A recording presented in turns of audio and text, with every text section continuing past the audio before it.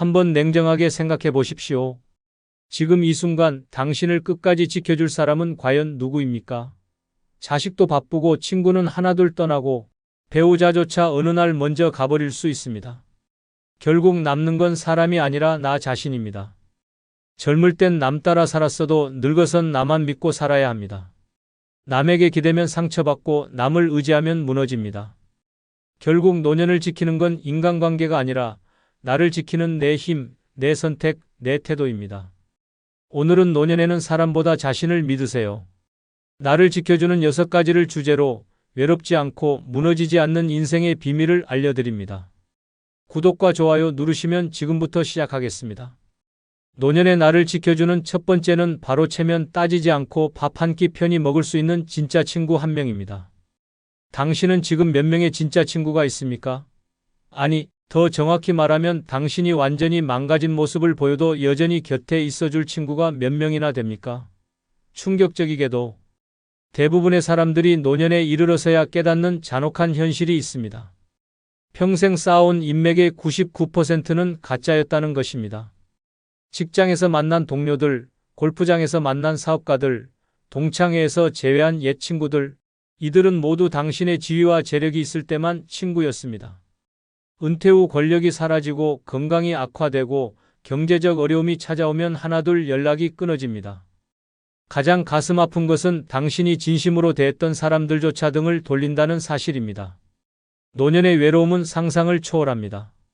하루 종일 말 한마디 하지 않는 날이 일주일씩 계속되고 병원에 입원해도 문병 오는 사람이 없고 명절에도 혼자 라면을 끓여 먹는 참담한 현실이 기다리고 있습니다. 이때 진짜 필요한 것은 화려한 인맥이 아니라 단 한 명이라도 진심으로 당신을 걱정해주는 사람입니다.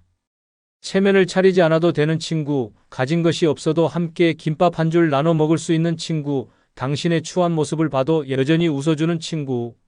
마이너스 이런 친구 한 명이 있다면 당신의 노년은 완전히 달라집니다. 서울 강남의 한 고급 레스토랑에서 벌어진 일입니다. 70대 중반의 박모 회장이 30년 지기 친구 김 씨와 저녁을 먹고 있었습니다. 박 회장은 한때 대기업을 운영했지만 IMF 때 모든 것을 잃었습니다. 반면 김 씨는 평범한 중소기업 사장으로 살아왔습니다. 형님, 계산은 제가 할게요. 김 씨가 말했지만 박 회장이 고집을 부렸습니다. 아니야, 내가 낼 거야. 아직 그 정도는. 하지만 카드가 거절당했습니다. 현금도 부족했습니다. 순간 얼굴이 화끈거렸지만 김 씨는 아무렇지 않은 듯 계산을 마쳤습니다. 식당을 나오며 박 회장이 말했습니다. 미안하다. 이 나이에 이런 꼴을? 그러자 김 씨가 어깨를 두드리며 말했습니다. 형님, 우리가 언제부터 돈 때문에 어색해했나요? 다음엔 형님이 라면이라도 끓여주시면 되죠. 그날 밤 박 회장은 눈물을 흘렸습니다. 자신이 잘 나갈 때 주변에 몰려들었던 수백 명의 사람들은 모두 사라졌지만 단 한 명, 김 씨만이 남아 있었던 것입니다. 돈이 있을 때는 몰랐는데 이제야 알겠네. 진짜 친구가 뭔지. 더 충격적인 것은 박 회장의 고백이었습니다. 내 장례식에 올 사람을 생각해보니 김 씨 하나뿐이더라고. 그게 가장 무서웠어. 수십억 자산을 굴렸던 사업가의 인생 말년이 이토록 적막할 줄 누가 알았겠습니까?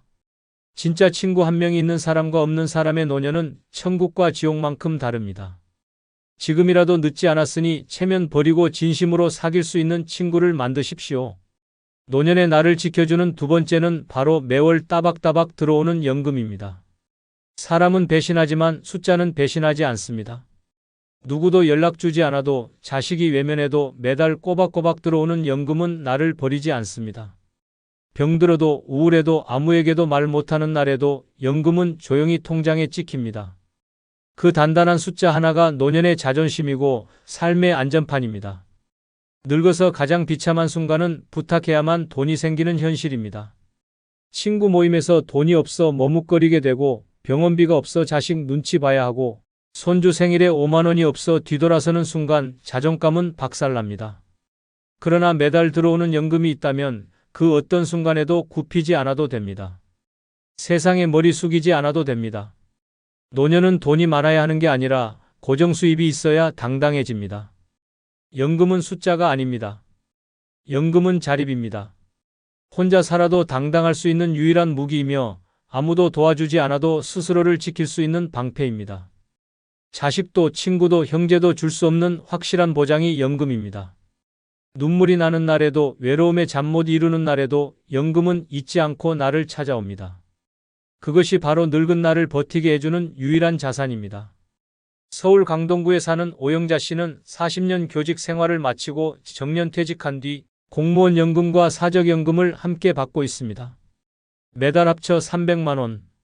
누군가에게는 적어 보일 수 있지만 오 씨에겐 이 돈이 세상 그 무엇보다 소중합니다. 은퇴 직후 주변에서는 이제 애들 도와주면서 여유롭게 지내라는 말이 많았습니다. 하지만 현실은 전혀 달랐습니다. 딸은 이혼 후 아이 둘을 키우느라 정신이 없고 아들은 사업 실패로 몇 년째 연락이 없습니다. 결국 오 씨는 완전히 혼자가 됐습니다. 처음엔 우울했습니다. 전화도 안 오고 명절에도 혼자 밥을 지었습니다. 그런데 이상하게도 매달 25일만 되면 마음이 달라졌습니다. 문자 한 통, 공무원 연금 250만 원이 입금되었습니다. 그 알림을 보는 순간 혼자라도 살아갈 힘이 생겼습니다. 아, 그래도 나는 것이 아니다. 나는 내 힘으로 살아간다. 그렇게 시작된 하루하루가 쌓이자 오 씨는 오히려 더 활기찬 노년을 살고 있습니다. 요즘 오 씨는 근처 구청 문화센터에서 뜨개질을 배우고 공원 산책도 자주 나갑니다.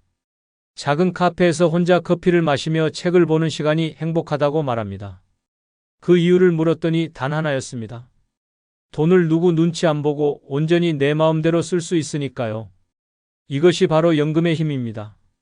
사람은 떠나도 연금은 남습니다. 관계는 무너져도 숫자는 쌓입니다.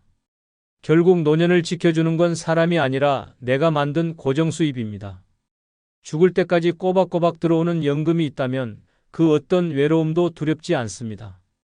그러니 지금이라도 늦지 않았습니다. 연금은 늙은 나의 마지막 친구이자 유일한 보호자입니다. 노년의 나를 지켜주는 세 번째는 바로 작지만 내 이름으로 된 집 한 채입니다. 가진 게 많지 않아도 괜찮습니다. 집이 크지 않아도 상관없습니다. 중요한 건 그 집이 내 이름으로 되어 있느냐는 것입니다. 남의 집에 얹혀 살면 숨소리도 눈치 봐야 하고 내 집이 없으면 마음 둘 곳도 사라집니다. 노년에는 사람보다 지붕 하나가 더 따뜻하고 내 이름 썩 작아 적힌 등기 하나가 더 든든합니다. 남의 공간에 기대 사는 노년은 늘 쫓기는 삶입니다. 눈치로 하루를 시작하고 자존심을 꾹 눌러야 잠자리에 들 수 있습니다. 아무리 자식 집이라도 그 공간은 내 것이 아닙니다. 내 물건을 놓을 자리가 없고 내 목소리를 높일 권리가 없습니다. 결국 그곳은 쉼터가 아니라 감옥이 됩니다. 심지어 말을 조심해야 하고 방문을 꼭 닫아야 하고 냉장고 하나도 마음대로 열 수 없습니다. 이게 현실입니다. 이게 집 없는 노년의 서글픈 민낯입니다. 하지만 내 이름으로 된 집이 있다면 이야기는 완전히 달라집니다. 누가 뭐라 하지 않아도 당당해지고 아무리 좁은 방이어도 숨이 트입니다. 비가 오면 나를 막아줄 천장이 있고 몸이 아플 때 내 침대가 기다려주는 집 한 채. 그 하나만으로도 인생은 무너지지 않습니다. 노년에 남는 것은 결국 집입니다. 관계는 끊기고 건강은 약해져도 집만은 나를 배신하지 않습니다. 내 이름으로 된 집은 단순한 부동산이 아닙니다. 그것은 노년의 나를 지켜주는 마지막 보루입니다. 어디에도 쫓기지 않고 누구에게도 눈치 보지 않고 내가 숨 쉴 수 있는 유일한 공간입니다. 아무리 외로워도 집이 있으면 돌아올 곳이 있고 아무리 힘들어도 내 자리를 지킬 수 있습니다. 결국 노후의 평안은 어디에 사느냐가 아니라 누구의 집이냐로 결정됩니다. 인천 계양구에 사는 황순희 씨는 80을 넘긴 나이에 작은 빌라 전세에서 쫓겨났습니다. 남편과 사별한 뒤 큰딸 집에 들어갔지만 사위의 눈치, 손주의 무관심, 그리고 딸의 예매한 말투가 매일을 견디기 힘들게 만들었습니다. 밥을 차려도 고맙다는 말 한마디 없고 리모컨을 잡으면 슬쩍 빼앗기고 늦은 밤 기침 한 번에도 뾰로통한 표정이 돌아왔습니다. 그 집은 집이 아니라 감옥이었습니다. 어느 날 손주가 던진 말 한마디에 순희 씨는 무너졌습니다. 할머니는 왜 아직도 여기 살아요? 다른 데 가면 안 돼요? 그날 밤 순희 씨는 몰래 짐을 쌌습니다. 그리고 다 쓰러져 가던 옛날 주택, 남편 생전에 조그맣게 사놓고 그대로 방치했던 집을 찾아갔습니다. 벽지는 곰팡이가 슬고 수도는 얼어붙어 있었지만 그 집은 순희 씨 이름이 적힌 등기를 가지고 있었습니다. 몇 주 동안 혼자서 페인트 칠을 하고 고물상을 다니며 중고 가구를 구해 채워 넣었습니다. 동네 복지센터에서 저렴한 청소 서비스를 받고 조용히 새 삶을 시작했습니다. 놀랍게도 혼자 사는 그 집에서 순희 씨는 처음으로 편안히 잠들었다고 말했습니다. 누가 뭐라 하지 않고 늦게 일어나도 되고 먹고 싶은 반찬을 마음껏 해먹을 수 있는 삶. 그 자유가 이렇게 값진 줄 몰랐다고 합니다. 지금 순희 씨는 매일 아침 작은 마당에 나가 해를 보고 차를 마십니다. 때론 마트에서 혼자 과일을 고르고 때론 동네 시장에서 아는 사람들과 인사를 나눕니다. 그는 말합니다. 딸 집에 살 땐 사람이 병들었고 내 집에 오니 다시 살아났어요. 집이 없으면 사람이 없어집니다. 노년엔 집이 전부입니다. 화려하지 않아도 작아도 낡아도 상관없습니다. 내 이름이 적혀 있다는 사실 하나만으로 그 집은 세상에서 가장 강력한 방패가 됩니다. 그래서 집은 늙은 나를 위한 마지막 선물이어야 합니다. 남을 위한 집이 아니라 나를 위한 집을 꼭 지켜야 합니다. 그것이 진짜 노년의 나를 지켜주는 집입니다. 노년의 나를 지켜주는 네 번째는 바로 사기당하지 않는 금융 지식입니다. 사람보다 돈이 무서운 세상입니다. 하지만 돈보다 더 무서운 건 노인을 노리는 사기꾼입니다. 자식보다 더 친절하게 다가오고 가족보다 더 자상하게 말하는 이들은 결국 내 통장을 털어가고 내 평생 쌓은 자산을 갉아먹습니다. 나이 들수록 착한 사람이 아닌 똑똑한 사람이 살아남습니다. 사기꾼들은 절대 처음부터 사기꾼 티를 내지 않습니다. 어머님, 저희는 노인을 위한 특별 금융 지원 프로그램을 하고 있어요. 요즘 어르신들만 가입 가능한 절세형 수익 상품이 있어요. 안정적으로 월 2% 수익 보장해드려요 라고 속삭입니다. 이 말 한마디에 안심하고 도장을 찍고 그 순간 내 돈은 증발합니다. 아무리 많아도 금융 지식이 없으면 한순간에 무너집니다. 특히 노년에는 믿는 순간이 끝의 시작입니다. 좋은 사람 같아서 계속 전화와서 미안해서 지금 안 하면 기회가 없다니까 이런 말에 넘어가는 순간 10년치 연금, 내 이름으로 된 집, 심지어 손주 용돈까지 송두리째 사라집니다. 무지한 사람을 노리는 건 언제나 똑똑한 범죄입니다. 그래서 노년에는 착한 마음보다 금융 지식이 나를 지킵니다. 사기당하는 노인들의 공통점은 모른다는 것을 창피해야 한다는 점입니다. 이런 것도 몰라요? 라는 말에 고개를 끄덕이고 알지도 못한 채 계약서에 서명합니다. 하지만 이 무지가 인생을 무너뜨립니다. 아들 얼굴 보기 부끄럽고 자식한테 말 못할 정도로 창피한 일은 몰라서 당한 사기입니다. 이제부터는 말해야 합니다. 나는 모릅니다. 설명 다시 해주십시오. 이 한마디가 사기꾼을 물리칩니다. 경기도 부천에 사는 최복래 씨는 남편과 사별한 후 오롯이 혼자 사는 삶을 시작했습니다. 연금과 적금으로 그럭저럭 살아가던 중 어느 날 전화 한 통을 받았습니다. 어르신 금융감독원입니다. 통장에 이상 거래가 감지되어서 보호 조치를 해야 합니다. 공무원 말투에 속아 최 씨는 안내받은 대로 스마트폰에 앱을 깔고 화면을 캡처해 전송했습니다. 그날 오후 통장에 있던 잔액 3,200만 원이 전액 빠져나갔습니다. 아무도 믿지 못했습니다. 공무원 말투였고 보이스피싱이라고 하기엔 너무 정교했습니다. 경찰도 은행 직원도 요즘 어르신들 피해 많아요라고 말했지만 최 씨는 달랐습니다. 그날 이후 스마트폰 금융 교육을 받기 시작했습니다.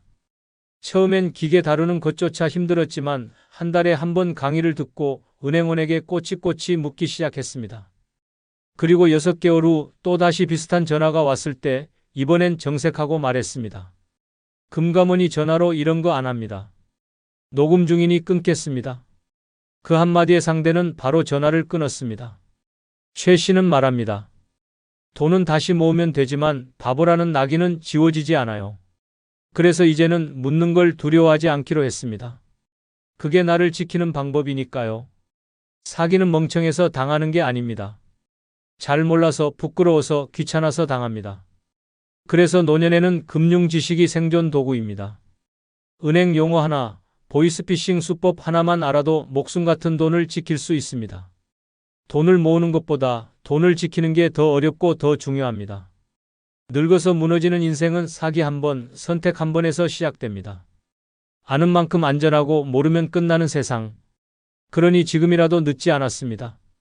금융을 배우는 게 노년의 나를 지키는 가장 현실적인 무기입니다. 노년의 나를 지켜주는 다섯 번째는 바로 존엄을 지킬 수 있는 건강한 두 다리와 두 팔입니다. 아무리 돈이 많아도 아무리 자식이 잘 돼도 내 손으로 밥 한술 못 뜨고 내 발로 화장실을 못 간다면 그 인생은 더 이상 내 것이 아닙니다.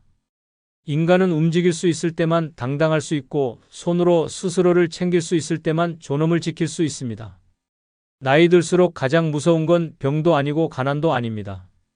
바로 내 몸을 내가 움직이지 못하는 순간입니다. 누구에게 기대지 않고 화장실에 갈 수 있다는 것, 혼자서 밥을 차려 먹고 양말을 신을 수 있다는 것. 이 평범한 일상이야말로 노년의 가장 값진 특권입니다. 침대에 누워 누구를 불러야만 움직일 수 있는 순간부터 모든 인생의 주도권은 사라집니다. 자식도 보호자도 간병인도 결국 타인이 내 삶의 리모컨을 쥐게 됩니다. 늙은 몸이 스스로를 지키지 못하면 아무리 큰 집에 살아도 감옥이고 아무리 가족이 많아도 고립입니다. 손과 발이 무너지는 순간 자존심도 함께 무너집니다. 배설을 부탁하고 씻겨달라고 말해야 하고 누군가의 손길 없이는 하루도 못 버티는 현실은 인간으로서의 가장 마지막 존엄까지 끌어내려 버립니다. 그래서 늙어서 가장 먼저 챙겨야 할 것은 체면도 명예도 계좌장고도 아닌 내 몸이 움직이는 능력입니다. 자립은 결국 근육에서 시작되고 건강한 팔과 다리는 내가 나로서 남기 위한 마지막 조건입니다. 대전 서구에 사는 유병자 씨는 70대 중반까지도 나는 건강해서 병원은 갈 일이 없다고 자부했습니다. 하지만 계단에서 미끄러져 고관절이 골절되고 이후 병원 침대에서 3달을 누워 지내면서 현실을 마주하게 됐습니다. 처음엔 간호사가 도와줬고 나중엔 요양보호사에게 의지했습니다. 배녀를 도와달라고 말하는 순간 유 씨는 눈물을 삼켰습니다. 그 일이 반복될수록 자존감은 빠르게 깎여 나갔습니다. 그러던 중 같은 병실의 80세 환자가 스스로 일어나 화장실에 다녀오는 모습을 보고 충격을 받았습니다. 알고 보니 그 노인은 하루도 빠짐없이 병원 복도에서 걷고 손에 힘을 기르기 위해 매일 고무공을 쥐는 훈련을 하고 있었습니다. 유 씨는 결심했습니다. 절대 누워서 죽지 않겠다고. 이후 퇴원 후 물리치료를 받고 스트레칭과 하체 강화 운동을 매일 반복하며 다시 계단을 오르기 시작했습니다. 그리고 1년 후 그는 지팡이 없이 시장을 다녀올 수 있는 몸이 됐습니다. 유 씨는 말합니다. 지금도 혼자 일어나 화장실에 갈 수 있다는 게 얼마나 감사한 일인지 몰라요. 그땐 몰랐어요. 누워있을 땐 그냥 살아있는 거였고 지금은 진짜 살고 있는 거예요. 그의 말은 단순한 감상이 아닙니다. 현실입니다. 움직일 수 있는 몸이 있다는 건 단지 건강을 말하는 게 아닙니다. 존엄을 말하는 것입니다. 노년에 내가 나로서 남기 위해 필요한 건 말 잘하는 입이 아니라 움직이는 두 다리입니다. 손에 힘이 없으면 밥그릇 하나도 들지 못하고 다리에 힘이 없으면 병실 침대에 인생이 갇힙니다. 내 몸이 내 말을 듣는 것, 그 이상 중요한 건 없습니다. 결국 노년의 나를 지켜주는 마지막 방어선은 약도 병원도 아닌 내 근육입니다. 존엄을 잃지 않으려면 오늘부터 걸어야 합니다. 지금부터 움직여야 내일을 지킬 수 있습니다. 노년의 나를 지켜주는 6번째는 바로 나를 지켜주는 단호한 거절입니다. 나이가 들수록 착한 사람은 손해를 봅니다. 부탁을 들어주고 남 좋은 일 해주고 내 것 내어주며 살아온 사람일수록 정작 본인은 비참해집니다. 왜냐하면 세상은 착한 사람을 도와주지 않기 때문입니다. 이용하고 뺏고 또 뺏습니다. 가족들의 무리한 요구에 그래 해줄게라고 말하는 순간 당신의 노후는 끝장납니다. 자식들은 당신을 ATM 기계로 보고 손자 손녀들은 당신을 무료 베이비시터로 여깁니다. 친척들은 당신의 집을 무료 숙박업소로 생각하고 친구들은 당신을 호출 택시처럼 부려먹습니다. 더 잔인한 것은 사기꾼들의 접근입니다. 이들은 노인의 착한 마음을 노리고 접근합니다. 할머니, 불쌍한 사정이 있어서 라는 말에 넘어가는 순간 당신의 평생 모은 돈이 순식간에 사라집니다. 보이스피싱, 투자 사기, 보험 사기까지 모든 사기의 타겟이 바로 거절 못하는 노인들입니다. 건강도 마찬가지입니다. 의사가 이 치료 받으세요라고 하면 무조건 내라고 대답합니다. 필요 없는 검사, 과도한 수술, 비싼 약물 처방까지 모든 것을 순순히 받아들입니다. 거절할 줄 모르니까 의료진들도 당신을 호구로 봅니다. 가장 무서운 것은 종교나 단체의 접근입니다. 믿음이 있으시니까, 착하시니까라는 달콤한 말에 속아서 헌금을 바치고 봉사를 하고 결국 모든 것을 바칩니다. 거절하지 못하는 성격을 이용해 당신을 완전히 조종합니다. 68세 이모 씨의 이야기는 희망적입니다. 평생 착하게 살아온 이 씨는 거절을 모르는 성격으로 고생했습니다. 어느 날 투자 권유 전화가 왔습니다. 할머니, 이 투자는 정말 안전합니다. 월 20% 수익을 보장해드려요 라고 달콤하게 유혹했습니다. 예전 같았으면 그래요, 해볼게요 라고 했을 것입니다. 하지만 이 씨는 단호하게 관심 없습니다 라고 말하고 전화를 끊었습니다. 상대방이 계속 전화했지만 안 됩니다 라고 거절했습니다. 며칠 후 뉴스에서 그 투자회사가 사기업체였다는 보도가 나왔습니다. 수백 명의 노인들이 수십억 원을 잃었다는 충격적인 소식이었습니다. 이 씨는 단호한 거절로 큰 피해를 막았습니다. 이후 이 씨는 더욱 확실하게 변했습니다. 자식들이 무리한 용돈을 요구해도 안 됩니다 라고 말했고, 친척들이 집에 머물고 싶다고 해도 불편합니다 라고 거절했습니다. 처음에는 가족들이 섭섭해했지만 시간이 지나면서 오히려 이 씨를 더 존중하게 되었습니다. 이 씨는 거절하니까 사람들이 함부로 대하지 않더라며 웃었습니다. 자식들도 어머니가 달라지셨네요. 더 당당해 보이세요 라고 말했습니다. 단호한 거절이 가져다준 놀라운 변화였습니다. 지금 이 씨는 자신만의 시간을 즐기며 행복한 노년을 보내고 있습니다. 단호한 거절이 진정한 자유를 선물해 준 것입니다. 잘 걷던 사람이 하루아침에 침대에 눕게 됐대요.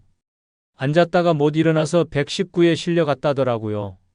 다리 힘만 있었어도 그렇게까지는 안 됐지. 노년엔 다리가 무너지면 인생 전체가 무너집니다. 하체 근육은 생명줄입니다. 걷는 건 기본이고 일어나고 버티고 넘어진 후 다시 일어나는 힘이 곧 생존력입니다. 그런데도 아직도 걷기만 하면 된다고 믿고 있다면 지금 당장 그 생각을 버려야 합니다. 지금부터 공개할 6가지 하체 비결은 노년의 마지막 생존 기술입니다. 끝까지 안 보면 반드시 후회하게 됩니다. 먼저 좋아요 눌러주시면 감사하겠습니다. 노년의 튼튼한 다리와 하체를 만드는 첫 번째 비결은 걷기보다 중요한 건 엉덩이 근육입니다. 71세 정혜수 씨는 매일 아침 공원에서 1시간 이상을 걸었습니다. 핸드폰만 보기엔 하루 8,000보 이상 찍히지 않는 날이 없었고 주변 어르신들 사이에선 저분은 진짜 철인이다라는 말까지 들을 정도였습니다. 걷기야말로 최고의 운동이라 믿었던 그는 어느 날 평소처럼 횡단보도를 건너다 그만 발을 헛디뎌 넘어졌습니다. 심하게 다친 것도 아니었는데 이상하게도 그 자리에서 일어날 수가 없었습니다. 병원에서 검사한 결과는 충격적이었습니다. 다리는 멀쩡한데 엉덩이 근육이 거의 없습니다. 균형을 잡아줄 중심 근육이 없어서 일어나지를 못하신 겁니다. 걷기만으론 하체가 튼튼해지는 게 아니라는 걸 그제야 뼈저리게 깨달았습니다. 그 후로 재활치료를 받으며 앉았다 일어나기를 매일 수십 번 반복해야 했습니다. 반대로 68세 한춘자 씨는 처음부터 엉덩이 근육 운동을 중요하게 생각했습니다. 걷는 것도 좋지만 중심을 잡는 힘은 엉덩이에서 나온다는 건강 프로그램을 보고 매일 화장실 가기 전과 TV 보기 전에 앉았다 일어나기 10회를 실천했습니다. 하루 30번, 시간으로 치면 고작 5분도 안 되는 이 운동이 그녀의 인생을 바꿨습니다.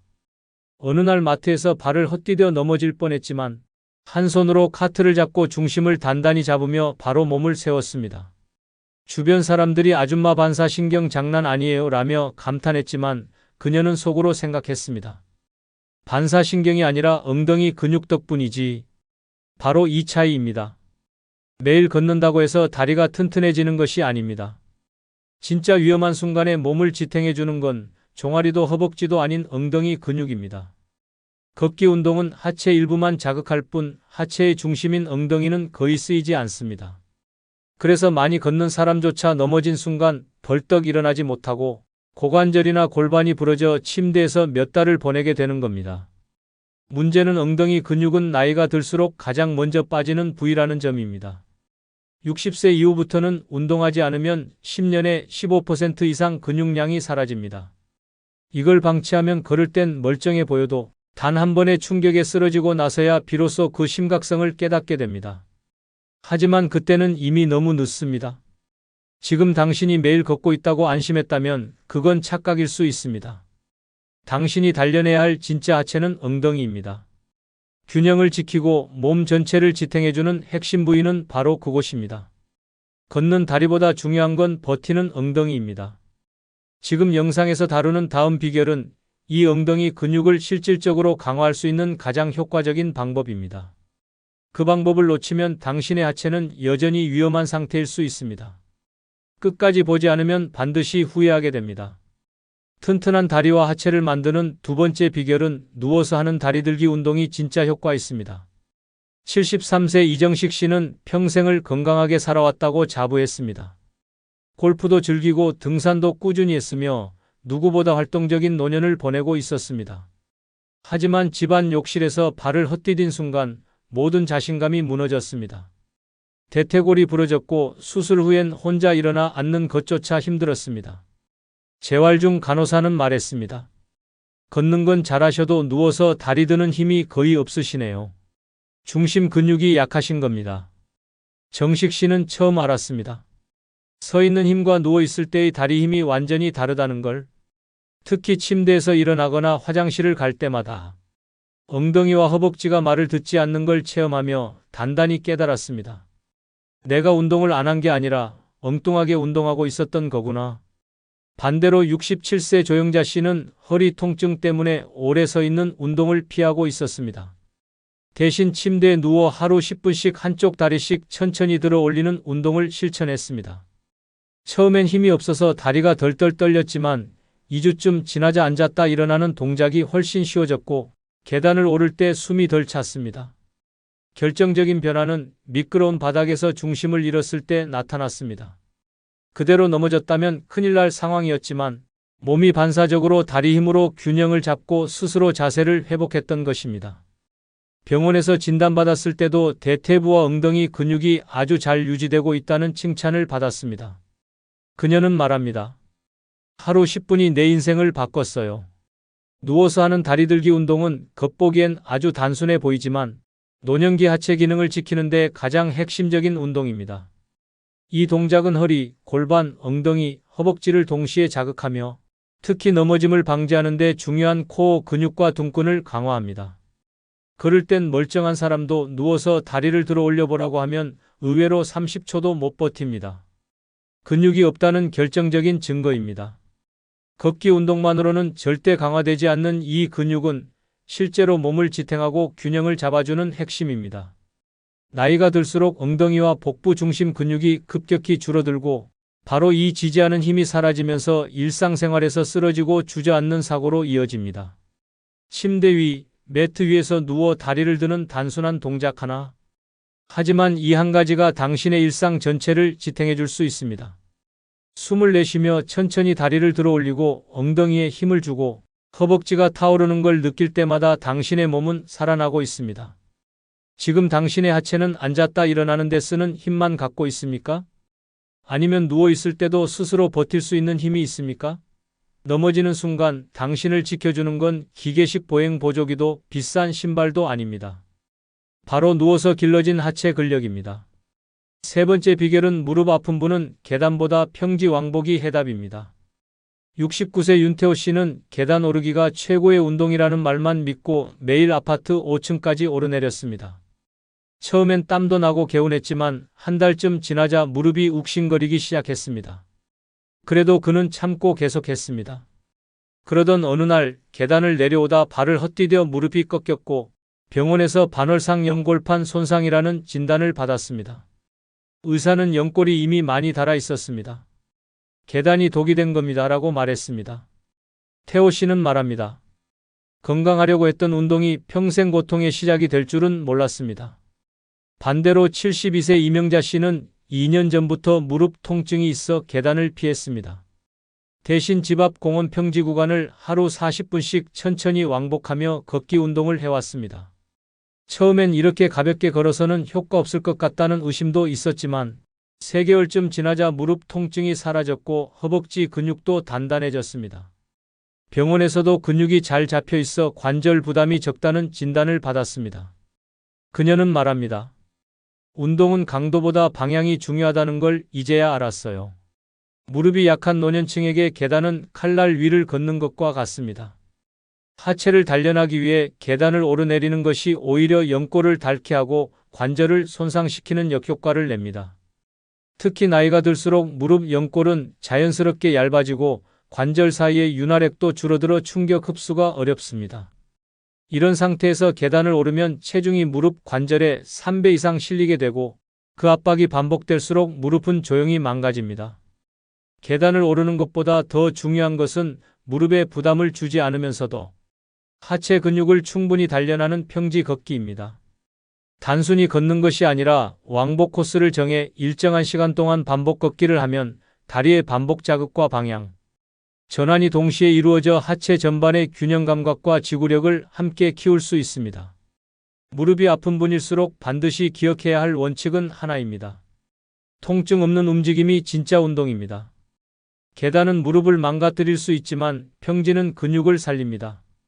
특히 평지에서는 발바닥 전체가 바닥에 닿는 접촉면이 커져 안정적인 보행이 가능하며 중심이 흔들리지 않아 낙상 위험도 줄어듭니다.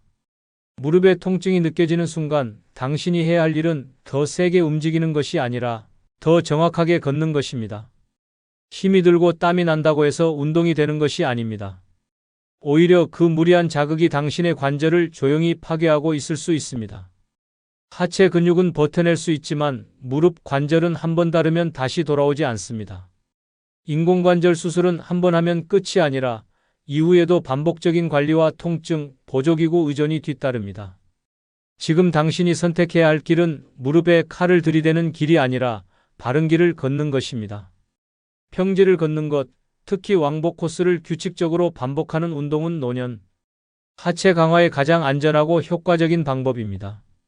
걸음 속도보다 꾸준함이 중요하며 방향을 바꾸는 동작 하나하나가 관절의 안정성과 회복력에 도움을 줍니다. 무릎이 약하다면 지금 당장 계단에서 내려오십시오. 당신의 하체는 평지에서 다시 태어납니다. 네 번째 비결은 오래 걷는 것보다 제대로 걷는 게 중요합니다. 70세 임동훈 씨는 하루도 빠짐없이 2시간 이상씩 걷는 걸 자랑으로 여겼습니다. 만보계를 항상 착용하고 다니며 수치를 확인하는 것이 일과의 일부였습니다. 나는 매일 10,000보 넘게 걸으니까 다리 하나는 자신 있어라는 말을 입버릇처럼 했고 주변 사람들도 그 부지런함에 감탄했습니다. 그런데 얼마 전부터 왼쪽 무릎이 아프기 시작했고 걷고 나면 종아리와 발목이 저릿저릿해졌습니다. 병원을 찾은 그는 충격적인 진단을 받았습니다. 다리를 너무 많이 쓰셔서 근육이 아니라 관절이 먼저 망가졌습니다. 발을 끌며 걷는 잘못된 자세로 인해 하체가 비대칭이 됐습니다. 운동이 건강을 망친 대표 사례였습니다. 반면 68세 윤미자 씨는 하루 30분만 걷지만 자세와 보폭에 집중했습니다. 머리는 들고 허리를 펴고 발끝부터 뒤꿈치까지 정렬을 의식하며 걸었습니다.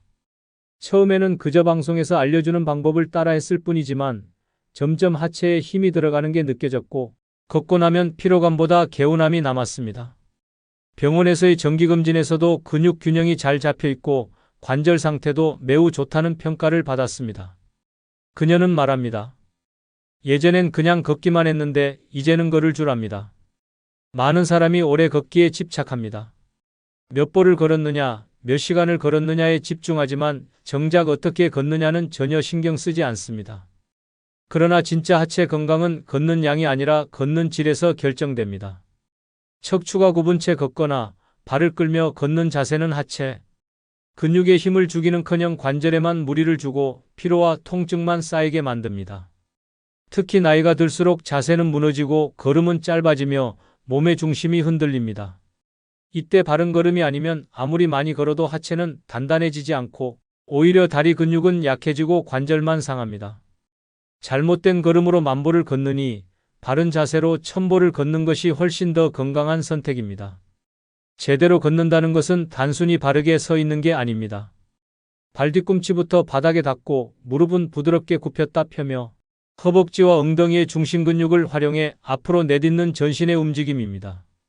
이 과정에서 엉덩이 근육이 활성화되고 허리와 골반의 균형이 잡히며 하체 전반의 근력이 자연스럽게 형성됩니다. 무릎 통증, 골반 비틀림, 허리 통증의 상당수는 잘못된 걸음에서 시작됩니다. 특히 나이가 들수록 걸음 하나가 곧 건강 전체를 좌우합니다. 단순히 많이 걷는 것에 중독된 사람은 결국 자신이 스스로 다리를 망가뜨리고 있다는 사실을 늦게서야 깨닫습니다. 노년에 진짜 필요한 걷기는 시간 싸움이 아닙니다. 자세 싸움입니다. 걷기의 양은 숫자일 뿐이고 걷기의 질이 당신의 하체를 살립니다. 오늘도 걷고 있는 당신, 과연 제대로 걷고 있습니까? 잘못된 걸음으로 만든 피로와 통증이 당신의 하체를 조용히 무너뜨리고 있을 수 있습니다. 이제부터는 단 10분이라도 바르게 걷는 습관을 들이십시오. 당신의 다리는 시간보다 자세에 반응합니다. 하체를 살리는 걷기는 얼마나가 아니라 어떻게입니다. 잘못된 습관이 낙상이 되고 바른 걸음이 당신의 다리를 지켜냅니다. 지금부터 걷는 방법을 바꾸십시오. 그 작은 차이가 인생을 지탱하는 가장 큰 힘이 됩니다. 5번째 비결은 무릎 보호대보다 더 중요한 건 체중 관리입니다. 71세 문영준 씨는 무릎이 아파 걷기조차 힘들어지자 동네 약국에서 추천받은 15만 원짜리 고급 무릎 보호대를 샀습니다. 착용하면 확실히 덜 아픈 느낌이 들었고 자신도 모르게 이제 살겠다는 생각이 들 정도였습니다. 그때부터 매일 보호대를 차고 공원을 걸었고 계단도 무리 없이 오르내렸습니다. 하지만 3개월쯤 지나자 이상하게도 통증은 더 심해졌고 무릎이 붓고 뻣뻣해지기 시작했습니다. 병원에 가서 MRI 검사를 받은 결과 연골이 심하게 닳아 있었고 무릎 내부에 염증이 가득 찬 상태였습니다. 의사는 말했습니다. 체중이 82kg이면 계단 한 칸 오를 때 무릎엔 240kg의 압력이 실립니다. 보호대는 잠깐 버텨줄 뿐 무게 자체가 문제입니다. 결국 문 씨는 수술 날짜를 잡았고 그가 아끼던 무릎 보호대는 쓰레기통으로 들어갔습니다. 반면 69세 배정숙 씨는 체중이 늘며 무릎 통증이 시작됐지만 보호대 대신 식단 조절과 체중 감량을 선택했습니다. 하루 2끼만 먹고 저녁엔 밀가루와 튀김류를 철저히 끊었습니다. 대신 야채와 단백질 위주의 식사로 바꾸고 하루 30분씩 가볍게 걷기만 했습니다. 5개월 후 체중이 8kg 줄자 무릎 통증은 거짓말처럼 사라졌고 예전엔 두려웠던 계단도 편하게 오르내릴 수 있었습니다. 병원에서도 지금 상태면 인공관절 수술은 안 하셔도 됩니다라는 소리를 들었습니다. 정숙 씨는 말합니다. 예전엔 보호대 하나에 의지했는데 내 몸무게 하나만 줄이니까 무릎이 저절로 편해졌어요. 또 다른 사례. 66세 이창호 씨는 젊었을 때부터 복부 비만이 심했지만 크게 신경 쓰지 않았습니다. 은퇴 후 등산을 취미로 삼았고 무릎이 아플 땐 무릎 보호대를 2겹으로 감고 올랐습니다.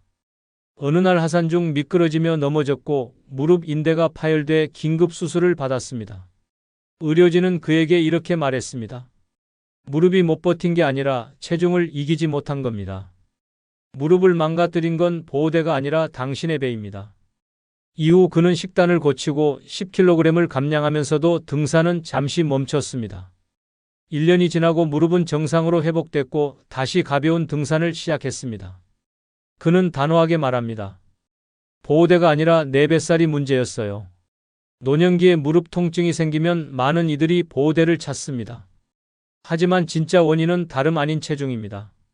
무릎은 체중 1kg이 늘어날 때마다 3kg의 하중을 더 받습니다. 평지를 걸을 때도 계단을 오를 때도 당신의 관절은 당신이 감당 못할 무게를 안고 버티고 있습니다. 아무리 비싼 보호대를 차도 그 무게 앞에선 무릎은 무너집니다. 무릎을 진짜 보호하고 싶다면 보호대를 고를 게 아니라 체중계에 먼저 올라야 합니다. 살을 빼는 것이 곧 무릎을 살리는 길입니다. 하체의 진짜 힘은 보호대가 아니라 가벼워진 몸에서 시작됩니다. 지금 무릎이 아프다면 그 고통의 시작은 당신의 무게일 수 있습니다. 늦기 전에 몸을 덜어내십시오. 그것이 무릎을 지키는 가장 강력한 해답입니다. 6번째 비결은 앉았다 일어나기 10회, 매일의 생존 연습입니다. 73세 이만호 씨는 그동안 별다른 운동 없이 그럭저럭 일상을 살아왔습니다. 하체 힘이 예전 같지 않다는 건 느꼈지만 아직 걷고 움직일 수 있으니 괜찮다고 생각했습니다.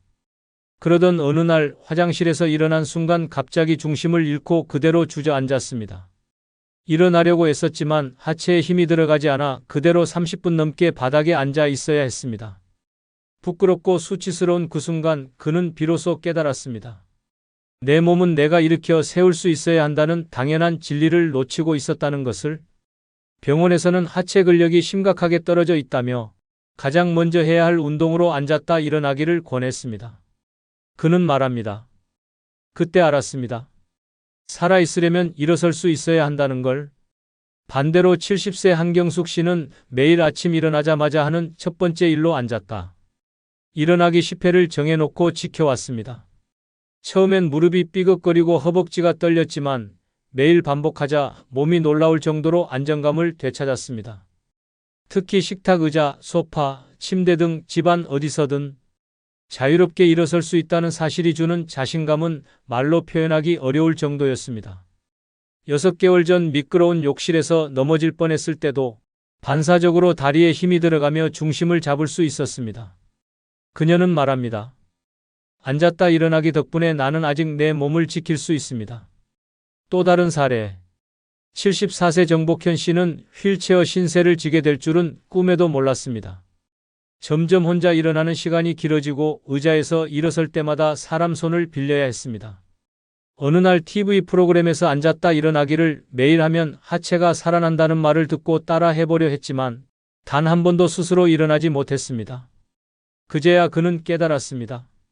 나는 이미 나를 일으킬 수 없는 몸이 되어 있었다. 이후 물리치료를 병행하며 근력을 회복 중이지만 여전히 바닥에서 혼자 일어나는 건 쉽지 않습니다. 그는 지금도 매일 말합니다. 그때 조금만 했더라면 지금은 안 이랬을 텐데. 앉았다 일어나기는 단순한 운동이 아닙니다. 그것은 생존력 테스트입니다. 나이가 들수록 무릎과 엉덩이 근육은 빠르게 줄어들고 중심이 무너지고 혼자서 일어나기조차 힘들어집니다. 그런데도 대부분은 넘어지기 전까지 이 사실을 깨닫지 못합니다. 의자에서 일어나고 다시 앉는 동작은 우리가 매일 수십 번 반복하는 기본 동작입니다. 하지만 노년기에는 이 동작 하나가 고통이 되고 불가능이 되며 결국 침대에 눕는 삶으로 이어집니다. 하체가 약해진 사람은 넘어지면 일어나지 못합니다.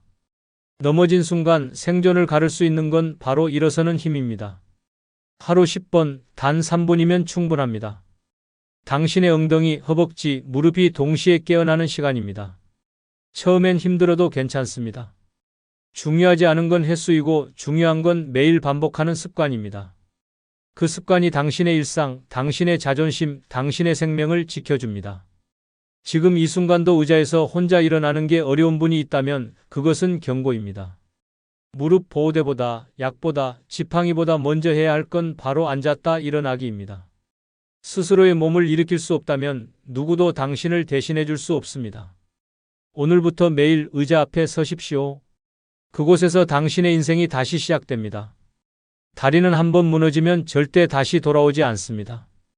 병원 침대 위에서 그때 조금만 했더라면을 외쳐봐야 이미 늦습니다. 지금 당신이 버티는 힘, 살아있는 힘은 바로 하체에 달려 있습니다. 걷는 게 아니라 일어서는 순간부터 생존이 시작됩니다. 멈추지 마십시오. 당신의 두 다리는 아직 살아낼 수 있습니다. 오늘 영상이 도움이 되셨다면 좋아요 눌러주시면 감사하겠습니다. 아이고 자고 일어나도 왜 일이 더 피곤하지? 나도야 손가락도 욱신거리고 눈도 안 보여 죽겠어. 이거 나이 탓이지 뭐 이젠 그냥 그러려니 해야지. 그냥 나이 탓이라고요? 아닙니다. 사실은 스스로 몸을 망가뜨리고 있는 습관 폭탄이 매일같이 터지고 있는 겁니다. 당연하다고 여긴 행동 하나하나가 내 몸을 조금씩 병들게 하고 있다는 사실, 지금부터 듣게 되면 깜짝 놀라게 될지도 모릅니다. 구독, 좋아요 누르시면 시작하겠습니다. 늙어 몸을 망치는 첫 번째 나쁜 습관은 매일 비슷한 반찬만 먹는 습관입니다. 한 끼라도 만들기 쉽고 익숙한 반찬을 자주 먹는 건 이해할 수 있습니다. 그러나 매일 김치, 멸치볶음, 달걀 부침만 돌아가며 먹는 식단은 우리 몸에 필요한 영양소를 철저하게 결핍시키는 단조로운 공격입니다. 나이가 들수록 몸은 영양소 흡수가 더뎌지기 때문에 식단의 다양성이 더더욱 중요해집니다. 그런데도 습관처럼 반복되는 반찬은 몸을 무기력하게 만들고 건강을 갉아먹는 요인이 됩니다. 똑같은 식단을 계속 먹으면 단백질, 비타민, 무기질, 식이섬유 섭취가 불균형해지면서 면역력이 급격히 저하됩니다. 결국 감기 하나에도 쉽게 쓰러지고 작은 상처도 잘 낫지 않으며 병원 침대와 친구가 되는 상황이 벌어질 수 있습니다. 특히 노년기에는 근육량이 줄어들기 쉬운데 단백질을 고루 섭취하지 않으면 근육이 빠르게 감소해 낙상 위험도 높아집니다. 또한 반복되는 식단은 뇌에도 영향을 미칩니다. 뇌는 다양한 영양소로 자극받아 활력을 유지하는데 늘 똑같은 음식을 섭취하면 인지 능력이 떨어지고 기억력 저하가 빨라질 수 있습니다.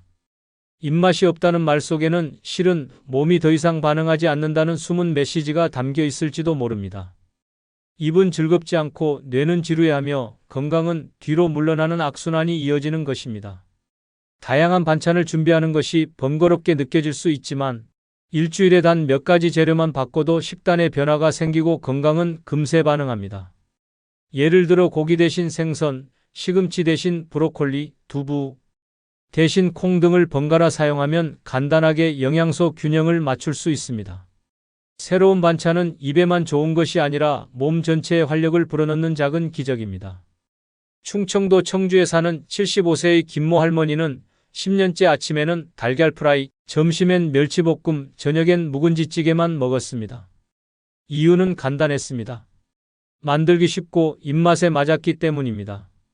그러던 어느 날 정기검진에서 의사가 선생님, 식단을 바꾸지 않으면 뼈가 먼저 바뀝니다라고 말하자 화들짝 놀랐습니다. 그 말을 듣고도 며칠은 고집을 부리다가 우연히 집에 온 손녀가 할머니, 반찬이 타임캡슐 같아라고 하자 그제야 결심을 하셨습니다. 그 후 반찬책을 사서 매주 새로운 재료를 도전했고 지금은 오히려 식사 시간이 기다려진다고 합니다. 내 입맛이 이렇게 바보였는지 이제야 알았지 뭐냐라며 웃으시는 할머니는 요즘엔 동네 어르신들에게 반찬 바꾸기 전도사 역할까지 하고 있습니다. 이처럼 식단에 작은 변화를 주는 것만으로도 몸과 마음은 새로운 생기를 찾을 수 있습니다. 지금 냉장고에 매일 보던 반찬만 있다면 오늘부터라도 그 식단에 색깔 하나, 재료 하나를 더해 보시기 바랍니다. 건강은 그렇게 사소한 변화에서 시작됩니다. 늙어 몸을 망치는 두 번째 나쁜 습관은 냉장고 음식을 오래 보관해두는 습관입니다. 냉장고는 현대인의 편리한 저장고이자 어르신들에겐 먹다 남은 것들의 요새가 되었습니다. 하지만 음식을 오래 보관해두고 날짜도 모른 채 꺼내 먹는 습관은 건강을 위협하는 냉동폭탄을 입에 넣는 것과 다름없습니다. 냉장고가 아무리 차가워도 시간이 지나면 음식은 변질되며 세균은 조용히 자라고 그 결과 위장과 장은 고스란히 공격을 받게 됩니다. 특히 나이가 들수록 면역력이 떨어지고 소화 기능이 약해지기 때문에 젊은 시절엔 끄떡없던 음식도 노년기엔 바로 탈이 날 수 있습니다. 묵은 음식 속에 산화된 지방, 늘어진 단백질, 발효된 양념은 모두 위장의 미세폭탄처럼 작용합니다. 한번 탈이 나면 설사, 복통, 심한 경우 입원까지 이어지는 무서운 결과를 초래할 수 있습니다.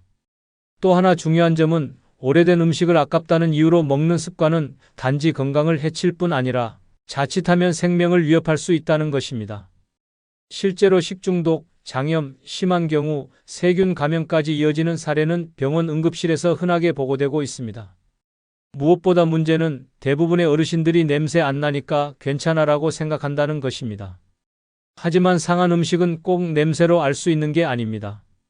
냉장고 안은 정기적으로 비우고 음식에는 라벨을 붙여 보관 날짜를 체크하는 습관이 필수입니다. 3일 이상 된 국, 5일 이상 지난 나물, 열흘 넘은 반찬통은 미련 없이 버리는 것이 오히려 건강을 챙기는 길입니다. 냉장고는 저장고이지 음식 무덤이 아닙니다. 잊혀진 음식들이 모여있는 곳이 아니라 먹을 수 있는 식재료만 깔끔하게 정리된 공간이어야 합니다. 경남 진주에 사는 78세의 오모 할아버지는 자칭 냉장고의 고수였습니다. 먹다 남은 반찬은 날짜 상관없이 싸매어 보관하고 냉동실엔 수년된 생선까지 있었습니다. 하루는 배가 살살 아프기 시작하더니 복통에 식은 땀까지 흘러 병원으로 실려갔습니다. 의사가 원인을 묻자 예전에 담근 깍두기가 있어서 그냥 먹었는데요 라는 대답이 돌아왔습니다. 의사는 그 말을 듣자마자 할아버지, 그건 깍두기가 아니라 생물학 실험입니다라고 말하며 진지하게 경고했고 할아버지는 그제야 웃으며 먹는 게 공부가 되다니 참 신기하이라고 했답니다. 퇴원 후 가족들과 냉장고를 대청소하고 오래된 음식은 모두 버렸고 지금은 메모지를 붙여 먹을 수 있는 날짜까지 체크하며 꼼꼼히 관리하고 있습니다. 손녀가 냉장고를 열자 할아버지, 여긴 이제 백화점 진열장이네라며 웃었다고 합니다. 이처럼 냉장고를 믿고 무심코 오래된 음식을 꺼내 먹는 습관은 건강에 치명적인 독이 될 수 있습니다. 냉장고 문을 열 때마다 이건 언제 넣었더라? 라는 생각이 든다면 그건 이미 버려야 할 때입니다. 건강한 노후는 신선한 음식에서 시작됩니다. 지금 냉장고 속을 확인해 보는 것, 그것이 건강한 내일을 여는 첫걸음입니다. 늙어 몸을 망치는 세 번째 나쁜 습관은 통증을 대수롭지 않게 여기는 습관입니다. 나이 들면 여기저기 안 아픈 데가 어딨냐는 말은 어르신들 사이에서 일종의 인사말처럼 들리기도 합니다. 그러나 그 말 속에는 매우 위험한 착각이 숨어 있습니다. 통증은 단순한 노화의 징후가 아니라 몸이 보내는 비상사이렌입니다. 그 신호를 무시하거나 방치한다는 것은 소방벨이 울리는데도 불구하고 귀를 막고 자는 것과 다름없습니다. 작은 통증이 언제 어떻게 커다란 병으로 바뀔지 아무도 예측할 수 없습니다. 무릎이 욱신거리는 걸 그냥 관절 나이 탓이겠지 하며 참고 걷다 보면 연골이 점점 닳고 결국엔 인공관절 수술을 피할 수 없게 됩니다.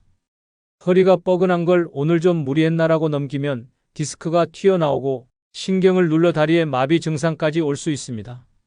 몸은 절대 거짓말을 하지 않습니다. 아프다는 건 지금 무언가 잘못되고 있다는 외침입니다. 더 큰 문제는 통증을 무시하는 시간이 길어질수록 치료 시기를 놓치게 되고 회복도 어려워진다는 것입니다. 노년기의 신체는 회복력이 떨어져 있어서 한 번의 치료 시기를 놓치면 몇 배의 시간과 비용 그리고 고통을 감수해야 합니다. 특히 심장, 폐, 신장, 췌장 등 장기에서 발생하는 통증은 초기에 발견하지 않으면 생명을 위협할 수도 있습니다. 어르신의 통증은 경고가 아니라 최후 통첩일 수 있습니다.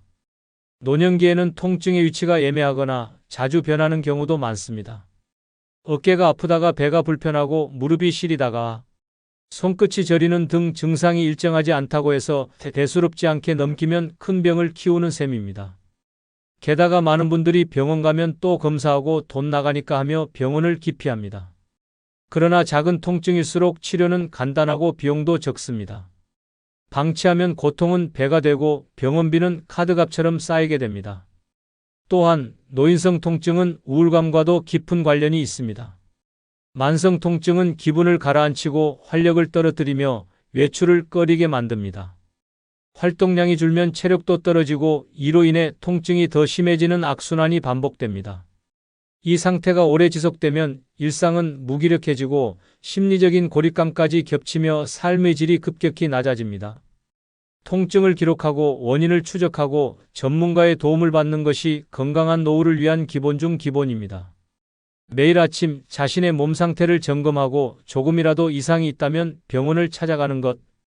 그것이 장수의 비결이며 더 이상 참고 사는 것이 미덕이 아닌 시대입니다. 대구에 사는 76세의 양모 할아버지는 허리가 조금씩 아프기 시작했지만 누워있으면 낫겠지 하며 파스를 붙이고 참기만 했습니다. 파스 붙이는 실력은 거의 한의사급이었고 가족들에게는 내 허리랑 파스는 영혼의 짝이야 라고 농담까지 했습니다.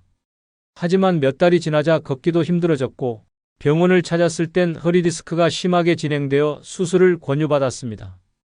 당황한 양 할아버지는 결국 수술대에 올랐고 재활치료까지 몇 달을 병원에 머물러야 했습니다. 그 와중에도 간호사에게 나 이러다 파스 회사 광고 모델 되는 거 아니요? 라고 농담을 하며 병실에서 웃음을 안겼습니다. 퇴원 후 양 할아버지는 통증을 절대 무시하지 않겠다는 다짐과 함께 동네 노인정에서 건강상담 코너를 맡아 아프면 참지 말고 말하라는 메시지를 전하고 있습니다. 이처럼 통증은 무시한다고 사라지는 것이 아니라 무시할수록 더 크게 돌아옵니다. 그것이 작은 통증이든 어쩌다 나타난 증상이든 노년기에 느끼는 모든 통증은 몸의 경고입니다. 오늘도 아픈 곳이 있다면 괜찮겠지라는 말 대신 왜 아플까라는 질문을 던져야 할 때입니다. 건강한 삶은 몸의 소리를 듣는 데서 시작됩니다. 늙어 몸을 망치는 네 번째 나쁜 습관은 전자기기를 머리맡에 두는 습관입니다. 요즘 어르신들도 스마트폰을 손에서 떼지 못하는 시대입니다. 사진도 보고 유튜브도 보고 손자와 영상통화도 하니 너무 편리하고 좋습니다. 그런데 잠들기 전까지 스마트폰을 만지고 머리맡에 충전기까지 꽂아둔 채로 자는 이 습관은 조용히 건강을 갉아먹는 수면 파괴 공습이라 할 수 있습니다. 특히 나이가 들수록 수면의 질이 건강에 미치는 영향은 치명적이기 때문에 전자기기의 위치 하나에도 신경을 써야 합니다. 전자기기에서는 낮은 수준의 전자파가 지속적으로 방출됩니다. 물론 이 전자파가 당장 몸에 큰 해를 주는 것은 아닐 수 있지만 머리맡에 두고 오랜 시간 노출되면 뇌파에 영향을 주고 수면을 방해하는 주요 원인이 됩니다. 특히 수면 중 뇌는 낮 동안 쌓인 정보를 정리하고 면역 시스템을 회복하는데 전자기기에서 나오는 미세한 빛과 전자파는 이 중요한 작업을 방해하게 됩니다. 빛과 소리에 민감한 노년기의 수면 구조는 아주 섬세합니다. 스마트폰 알림음, 충전기의 불빛, 은은한 진동까지 모두 뇌를 자극하여 깊은 수면을 방해하며 이로 인해 자주 깨고 피로가 누적되고 면역력이 떨어지는 악순환이 반복됩니다. 깊은 잠을 자지 못하면 몸은 회복되지 않고 치매나 우울증 같은 정신적 질환의 위험성도 더욱 높아집니다. 또한 전자기기를 머리맡에 두면 습관적으로 자다가도 확인하는 경우가 많아집니다. 불면증이 점점 심해지고 낮엔 졸리고 멍한 상태가 이어지며 결국 일상 리듬이 완전히 무너집니다. 더 큰 문제는 이런 상태가 지속되면 뇌는 만성 피로 상태에 빠지고 판단력과 집중력까지 급격히 떨어지게 됩니다. 스마트폰 하나에 뇌 전체가 피곤해지는 셈입니다. 전자파 외에도 스마트폰은 심리적 중독을 유발합니다. 자려고 누웠다가도 누가 문자는 안 했나? 새 영상 올라왔나? 하며 습관적으로 화면을 켜게 됩니다. 이 반복은 뇌를 쉬게 하지 않고 수면 전 자율신경계를 흥분 상태로 만들어 숙면을 방해합니다. 결국 휴식이 되어야 할 밤이 오히려 신경전쟁의 장이 되어버립니다. 전자기기와의 거리를 유지하는 것은 이제 선택이 아닌 필수입니다. 자기 전 최소 30분 전에는 스마트폰을 손에서 내려놓고 충전은 침대에서 최소 2m 이상 떨어진 곳에서 하며 알림을 모두 꺼두는 것이 바람직합니다. 대신 조용한 음악이나 책 한 권 혹은 간단한 스트레칭으로 몸과 마음을 이완시키는 습관이 수면의 질을 향상시킬 수 있습니다. 서울 노원구에 사는 71세의 정모 할아버지는 자기 전까지 스마트폰으로 뉴스도 보고 바둑 영상도 보고 마지막엔 날씨 확인까지 하는 게 루틴이었습니다. 충전기도 머리맡에 딱 붙여두고 자는데 어느 날부터인가 밤마다 잠이 깨어 화장실도 자주 가고 아침에 일어나면 온몸이 무겁고 두통이 따라왔습니다. 가족들이 병원에 가보자고 해도 내 나이엔 다 그렇지라며 웃어넘기기 일쑤였습니다. 그러다 손자가 놀러와서 침대 머리맡에 스마트폰을 보더니 한마디 했습니다. 할아버지, 이거 거의 뇌랑 같이 자는 거 아니에요? 그 말에 피식 웃고는 그날 밤 스마트폰을 책상 위로 옮기고 잤습니다. 놀랍게도 그날 처음으로 밤새 한 번도 안 깨고 푹 잤다고 합니다. 내가 그동안 기계랑 동침했나 보내라며 웃던 정. 할아버지는 그 뒤로 자기 전엔 아예 스마트폰을 다른 방에 두고 잡니다. 지금 당신의 머리맡에 있는 전자기기 하나가 건강을 갉아먹고 있다면 오늘부터 거리두기를 실천해 보시기 바랍니다. 머리맡은 휴식의 공간이지 알림과 전자파의 전쟁터가 되어선 안 됩니다. 숙면은 약이 되고 전자파는 방해꾼이 됩니다. 수면의 질을 지키는 가장 쉬운 방법, 바로 그 스마트폰과 이별하는 밤입니다. 늙어 몸을 망치는 5번째 나쁜 습관은 의사 말보다 이웃 말만 믿는 습관입니다. 병원을 다녀온 뒤 근데 이거 정말 약 먹어야 하는 거야? 라며 이웃집 할머니에게 묻고 건강정보를 텔레비전보다 앞집 아주머니가 더 잘 안다고 믿는 분들이 있습니다. 이런 습관은 단순한 정보 공유가 아니라 건강을 도박판에 올려놓는 위험한 선택입니다. 전문가의 지시보다 근거 없는 소문이나 민간요법을 우선시하는 순간 건강은 점점 깊은 수렁으로 빠져듭니다. 이웃의 경험은 어디까지나 그 사람의 이야기일 뿐입니다. 같은 증상이라도 원인과 체질, 병의 경과는 사람마다 천차만별입니다. 그런데도 우리 김씨 아줌마는 그 약 먹고 살쪘다더라. 그 병은 병원 가면 더 안 좋다더라. 같은 말에 흔들리기 시작하면 어느새 내 건강을 남의 입에 맡기고 있는 꼴이 됩니다. 그 말 한마디에 약을 끊고 검사를 미루고 치료를 포기하게 되면 결과는 끔찍할 수밖에 없습니다. 특히 노년기에는 만성질환이 많고 복용하는 약도 복잡해지기 때문에 전문적인 의학 지식이 반드시 필요합니다. 그런데 잘 알지도 못하는 이웃의 말을 듣고 약을 반으로 줄이거나 멋대로 끊으면 약효가 떨어지고 부작용이 생기며 오히려 병을 더 키우게 됩니다. 약을 제대로 안 먹었다가 병이 악화되어 병원 응급실에 실려가는 사례는 결코 드문 일이 아닙니다.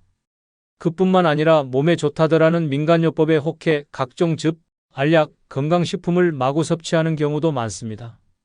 검증되지 않은 식품을 중복 섭취하면 간과 신장에 큰 무리를 주며 기존 약과 상호작용을 일으켜 독성 반응을 유발할 수도 있습니다.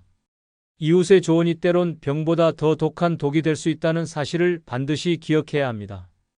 의사의 말은 단순한 의견이 아니라 과학적 근거와 수년간의 공부, 수많은 임상 경험이 축적된 조언입니다. 반면 이웃의 말은 경험담이나 감정에 의존한 주관적 판단일 뿐입니다. 내 몸을 위해서라면 감이 아닌 근거, 경험이 아닌 진단을 따라야 합니다. 지금이라도 누가 그랬다더라가 아니라 의사가 그렇게 말했더라가 기준이 되어야 합니다. 광주에 사는 74세의 박모 할머니는 병원에서 고혈압 진단을 받고 약을 처방받았습니다. 그런데 이웃 아주머니가 그 약 먹으면 다리 붓는다. 한번 먹기 시작하면 평생 먹어야 해라는 말을 하자 겁이 나서 약을 냉장고에 넣어두고 먹지 않았습니다. 대신 민들레즙과 명이나물로 혈압을 낮춘다는 민간요법을 따라 했습니다. 처음 며칠은 몸이 가벼운 느낌도 들고 기분도 좋았지만 얼마 후 현기증과 두통이 심해졌고 결국 집에서 쓰러져 119에 실려갔습니다. 병원에 도착한 의사가 놀라며 말했습니다. 할머니, 약만 드셨으면 이런 일은 없었을 텐데요. 그때서야 박 할머니는 내가 아주머니 말은 들으면서 왜 의사 말은 흘려들었을까 하며 눈물을 보였다고 합니다. 그 후 박 할머니는 약을 꼬박꼬박 챙겨 먹으며 건강 프로그램을 메모장에 받아 적는 습관도 들이셨습니다. 그리고는 친구들에게 이제 나는 의사. 말만 믿는 똑똑한 환자야 이웃 말은 이제 귓등으로만 들어. 라며 웃으며 말한다고 합니다. 손녀는 그런 할머니를 보고 할머니, 이제 약국 모델해도 되겠어요? 라고 말해 식구들이 웃음바다가 되었다고 합니다. 이처럼 내 건강은 내 선택에서 시작됩니다. 남의 말에 흔들리지 않고 전문가의 조언을 신뢰하는 자세가 건강한 노후의 첫걸음입니다. 이제부터라도 건강 문제는 병원에서 묻고 처방은 의사에게 듣고 조언은 전문가에게 받는 것이 진짜 지혜입니다. 내 몸은 남의 입이 아닌 내 결정으로 지켜야 합니다. 여러분, 우리가 아무렇지 않게 해온 작은 습관들이 사실은 건강을 좀먹는 만성 자살 버튼이었습니다. 늦었다고 생각할수록 지금 고치지 않으면 내일은 더 아프고 더 불편한 몸과 마주하게 될 수 있습니다. 잘못 살아온 습관을 지금부터라도 바로잡아야 합니다. 건강한 노후는 결심에서 시작됩니다. 끝으로 여러분께 한 가지 부탁이 있습니다. 영상 중간중간 화면 아래에 소개되거나 영상 설명란에 있는 제품을 누르시면 쿠팡으로 연결됩니다. 이렇게 쿠팡으로 연결된 후 아무 물건을 사셔도 제 채널에 약간의 수익이 발생하오니 앞으로 쿠팡에서 물건을 구입할 경우 이런 식으로 구입해 주셔서 본 채널에 간접 후원해 주시면 대단히 감사하겠습니다. 그럼 내일 아침 7시에 더 좋은 영상으로 찾아뵙겠습니다. 감사합니다. 나이 들었으면 가만히 있으라고. 늙은이가 뭘 더 바라냐, 조용히 죽지. 지금 시대의 노인은 짐일 뿐이야. 이런 모욕적인 말을 듣고도 참고만 있다면 당신은 세상에 짓밟히고 사라질 뿐입니다. 노년에 독하게 살아야 합니다. 세상이 나를 찍고 밟아도 고개 들고 당당히 맞서야 합니다. 미련 없이 살아야 하고 눈물 따위는 삼켜야 합니다. 노년에는 악착같이 독하게 살아야 합니다. 노년에 독하게 살아야 하는 이유 중 첫 번째는 과거를 끌어안고 현재를 살기 위해서입니다. 노년이 되면 과거는 자꾸만 가슴속을 파고듭니다. 젊었던 날의 꿈, 사랑, 좌절, 실패가 하나하나 떠올라 가슴을 찢어 놓습니다. 한때는 무엇이든 할 수 있을 것 같았던 내가 지금은 텅 빈 집안에서 혼자 숨죽이며 시간을 보내고 있습니다. 남들이 부러워하던 나의 젊음은 어디로 갔는지, 가족을 위해 바쳤던 세월은 왜 이렇게 허무하게 돌아오는지 자꾸만 눈물이 고입니다. 살아온 세월을 떠올릴 때마다 가슴이 아프고 억울하고 원망스럽습니다. 그런데도 세상은 무심하게 흘러갑니다. 아무도 내 지난 고생을 기억해주지 않고 아무도 내 아픔을 알아주지 않습니다. 남들은 그저 늙었다고 힘이 없어졌다고 나를 평가하고 무시하고 밀어냅니다. 그때 깨달아야 합니다. 과거에 매달려 울어서는 아무것도 바뀌지 않는다는 사실을. 노년에 독하게 살아야 합니다. 가슴이 찢어질 듯 아파도 과거를 끌어안고 현재를 살아야 합니다. 돌아올 수 없는 시간을 붙잡고 눈물만 흘리다 보면 남은 인생도 모래처럼 손가락 사이로 빠져나가 버립니다. 후회도 아쉬움도 억울함도 가슴 깊이 끌어안되 그것에 짓눌리지 말아야 합니다. 눈물 젖은 과거를 사랑해야 합니다. 쓰라린 기억마저도 내 인생의 일부였음을 인정해야 합니다. 젊음의 영광도 상처투성이의 실패도 모두 나였다는 것을 받아들여야 합니다. 그리고 이제는 현재를 위해, 지금 이 순간을 위해 다시 일어서야 합니다. 남들은 말합니다. 이제는 늙었으니 그냥 조용히 살아야지. 하지만 아닙니다. 살아온 모든 날들을 껴안고 남은 시간 동안 더 뜨겁게 살아야 합니다. 젊은 날을 후회하며 주저앉아 있지 말고 주름진 손으로 오늘을 만들어야 합니다. 그게 진짜 강한 노년입니다. 과거가 아무리 아파도 현재를 포기해서는 안 됩니다. 과거의 후회로 오늘을 망치지 말아야 합니다. 오늘을 살지 않는 사람은 내일도 가질 수 없습니다. 남은 시간은 과거를 후회하는 데 쓰기에는 너무나도 짧고 너무나도 소중합니다. 그래서 노년에는 독하게 살아야 합니다. 가슴속 깊은 곳에서 그래도 나는 살아있다고 외쳐야 합니다. 내 인생을 눈물로 끝내지 말고 내 인생을 다시 웃음으로 채워야 합니다. 누구도 대신 살아주지 않는 이 시간을 나 스스로 가슴을 치며 살아내야 합니다. 실제로 70대 중반 여성 한 분은 평생을 가족과 남편을 위해 헌신했습니다. 젊은 시절에는 꿈도 접고 하고 싶은 것도 포기하며 자식들을 키웠습니다. 그러나 남편이 먼저 세상을 떠나고 자식들마저 각자 바쁜 삶에 쫓기면서 그녀는 혼자가 되었습니다. 처음엔 미칠 것 같았습니다. 거실 구석에서 사진첩을 꺼내놓고 매일 울었습니다.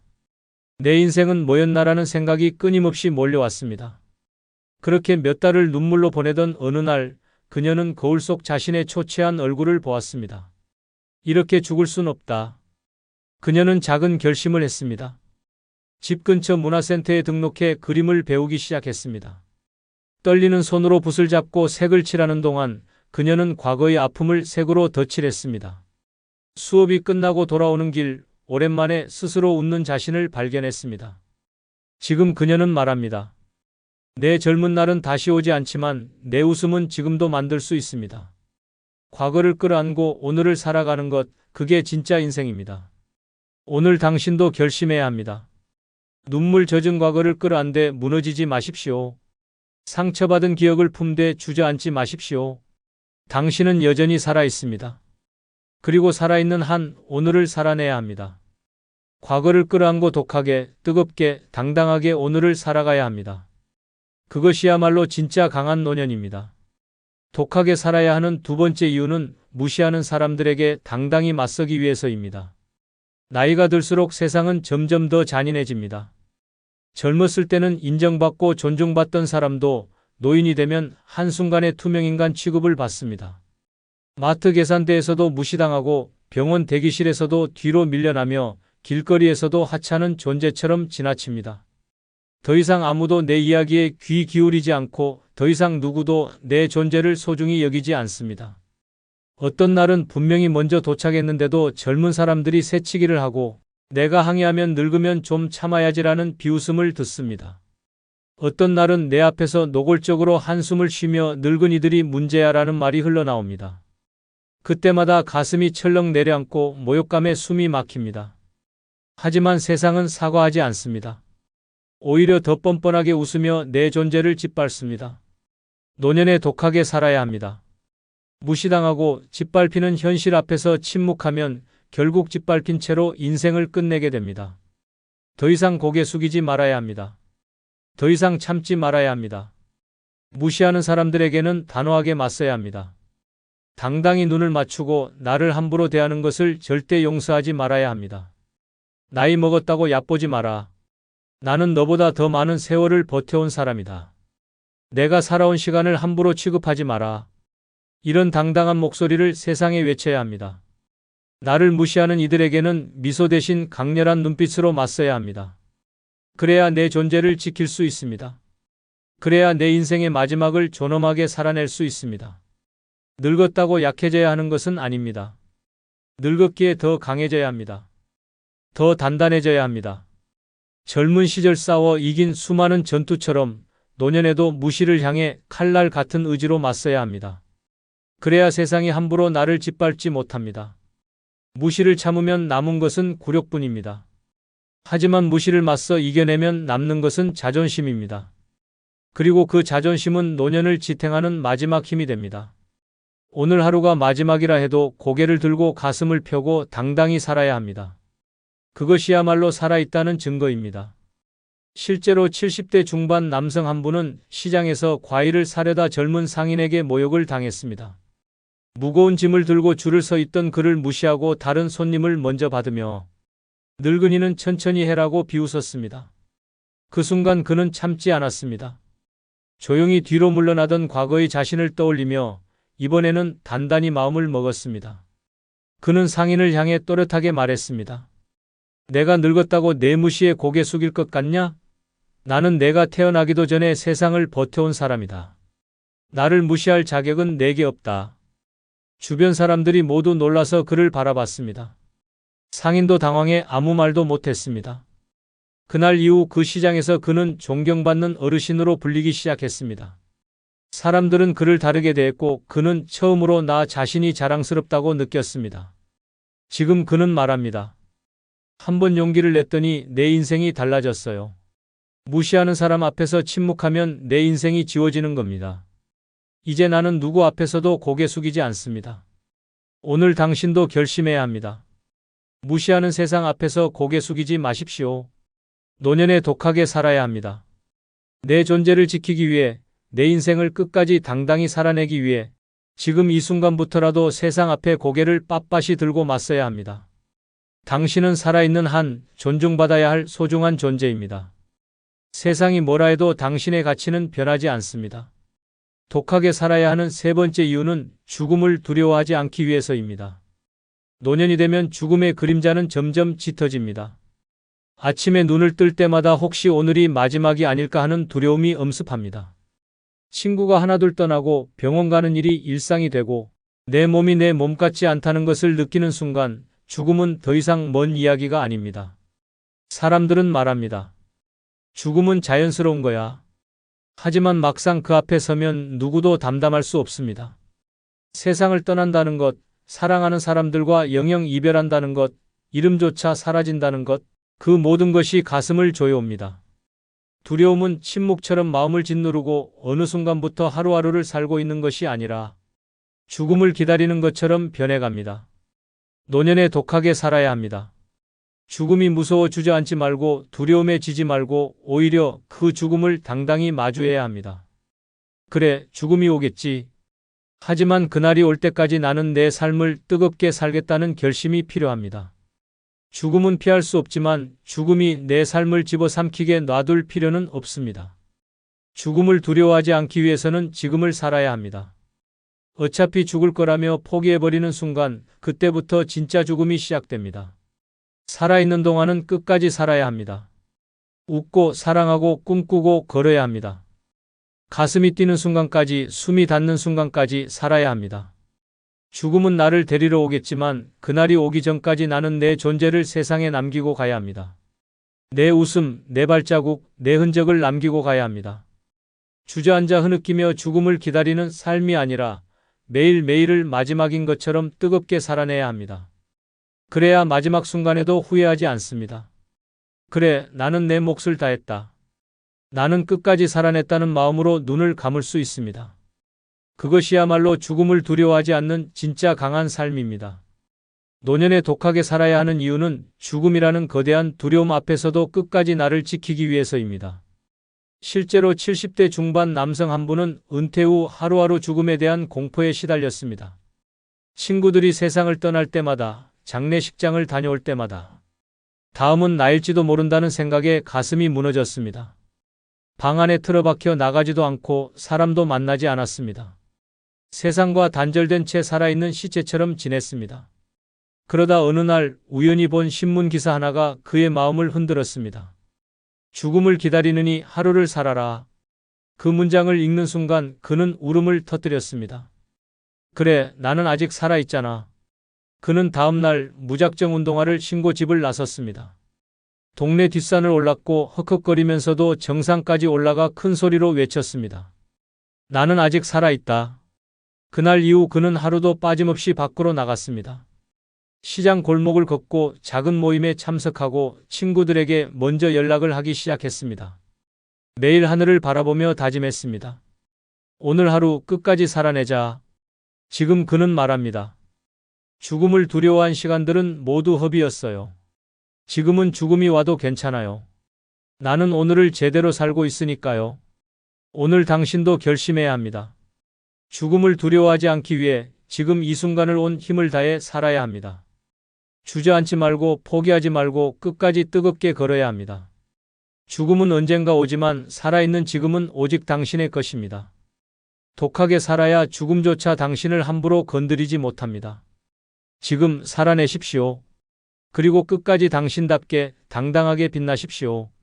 독하게 살아야 하는 네 번째 이유는 사소한 것에 상처받지 않기 위해서입니다. 나이가 들수록 마음은 오히려 더 약해집니다.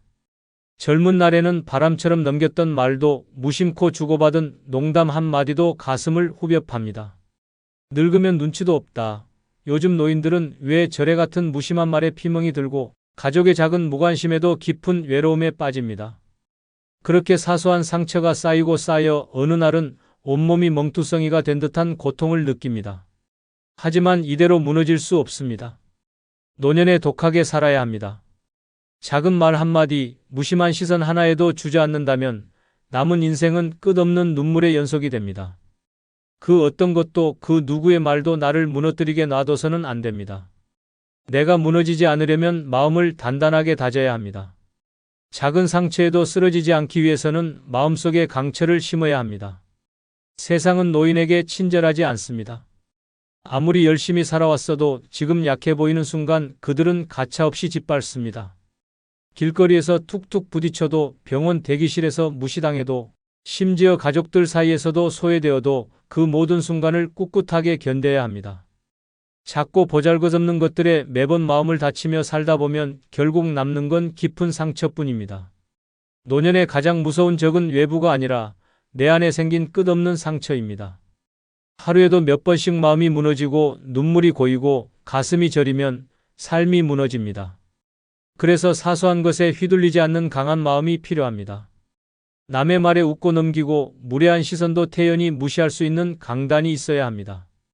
사소한 말에 흔들리는 인생은 초라합니다.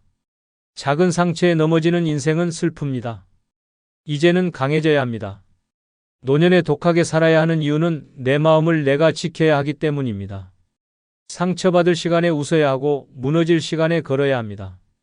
다친 마음을 끌어안고 오늘도 나아가야 합니다. 살아있는 동안 고개를 들고 가슴을 펴고 당당히 살아야 합니다.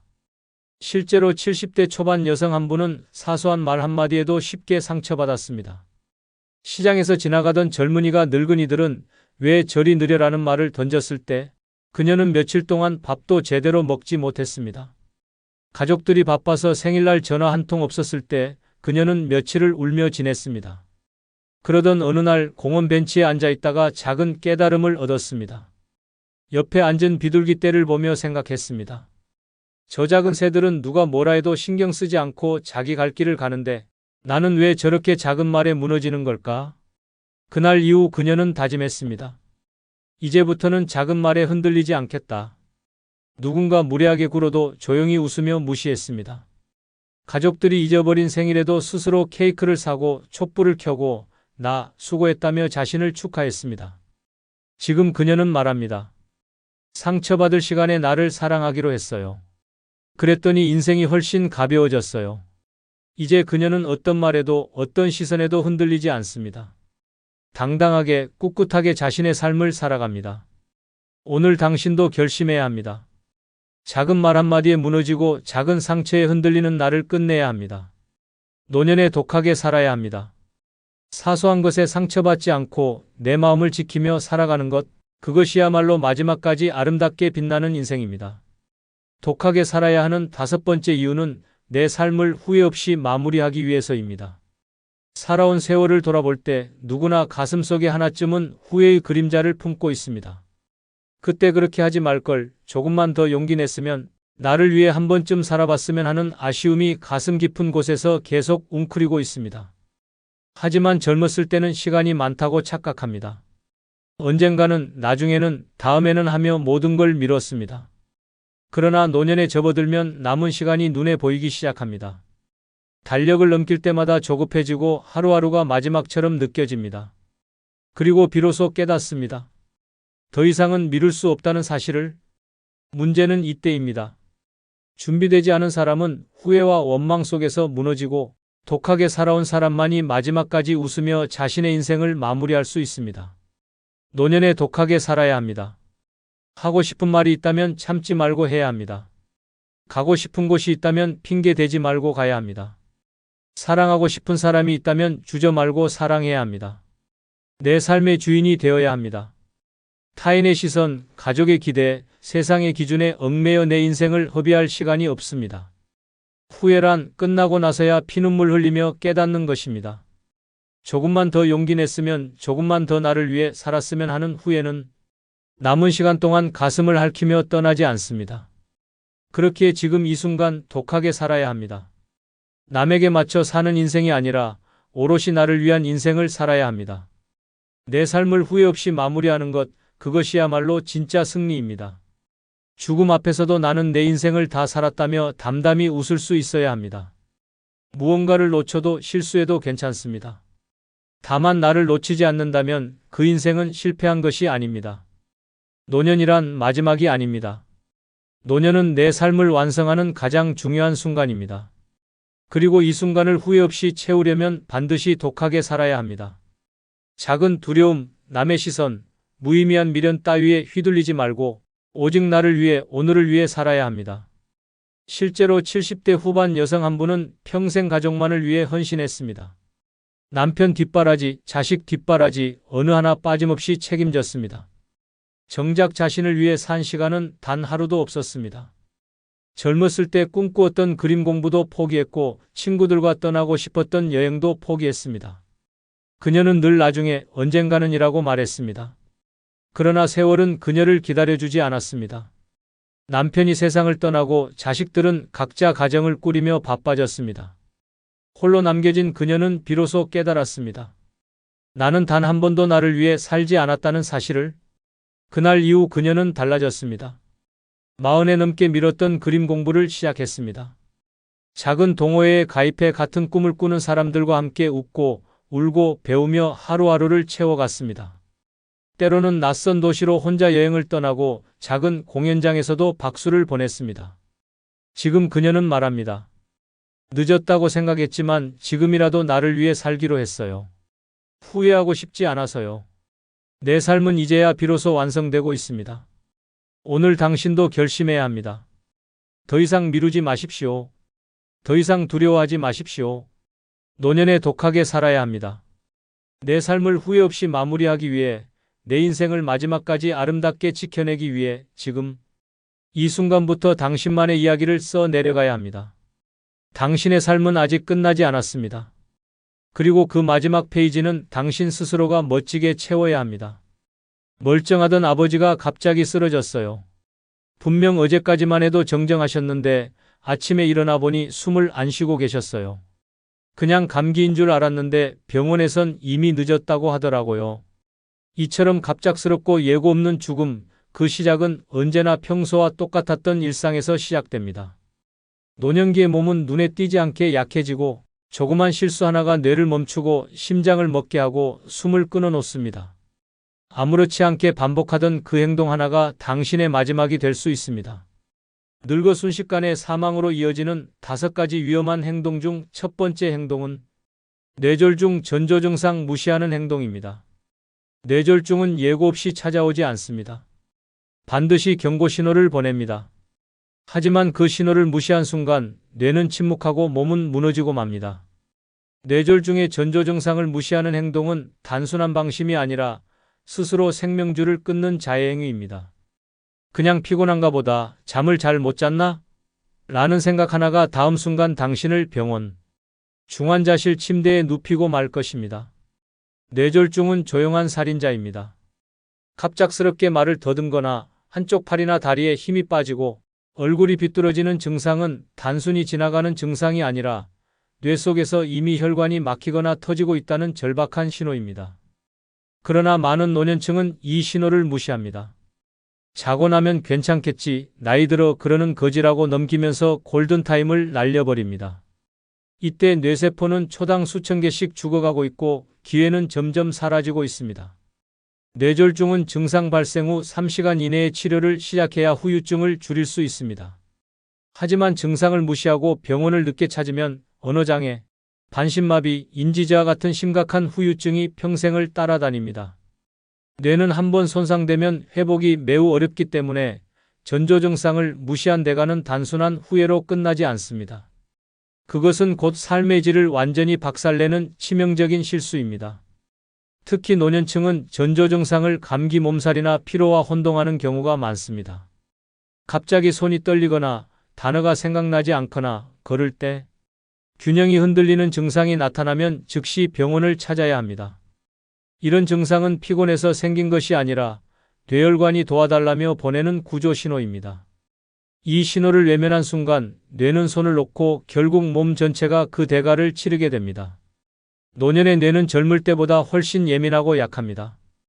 약간의 고혈압, 스트레스, 수면 부족만으로도 혈관이 터지거나 막힐 수 있습니다. 그래서 뇌졸중은 예측이 아닌 대응의 싸움입니다. 이상 신호가 오면 기다리는 것이 아니라 달려가는 것만이 살 길입니다. 이제 실제 사례 하나를 소개합니다. 서울에 사는 75세 박모 할머니는 어느 날 아침 일어나자마자 팔에 힘이 잘 들어가지 않는 느낌을 받았습니다. 컵을 들었는데 손에서 미끄러져 바닥에 떨어졌고 거울을 보니 왼쪽 입꼬리가 약간 내려가 있었습니다. 가족들이 이상하다며 병원에 가자고 했지만 박 할머니는 어제 늦게 자서 피곤한가 봐라며 그냥 하루를 보냈습니다. 하지만 다음날 아침 오른쪽 다리에도 힘이 빠지고 말을 하려 해도 입이 잘 움직이지 않았습니다. 가족이 급히 병원에 데려갔을 때는 이미 골든타임이 지나 있었고 MRI 결과 중대 뇌경색 진단을 받았습니다. 의사는 전날 바로 왔으면 혈전 용해술로 큰 후유증 없이 끝났을 수도 있었다며 안타까워했습니다. 결국 박 할머니는 반신불수 판정을 받고 지금은 휠체어 생활을 하고 있습니다. 놀라운 건 박 할머니가 입원 후에도 그때 정말 피곤한 줄 알았어 라고 말하며 뇌졸중의 전조 증상을 질병으로 인식하지 못했다는 점입니다. 지금은 요양병원에서 재활치료를 받고 있지만 다시 혼자 걷는 건 어렵다고 합니다.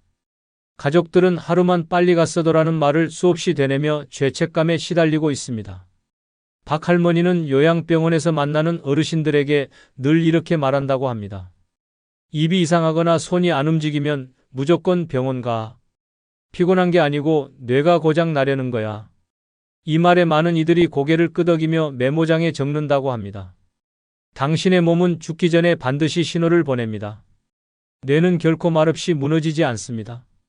그 신호를 무시하는 순간 당신의 삶은 멈출 수 있습니다. 뇌졸중은 예방보다 눈치가 중요합니다.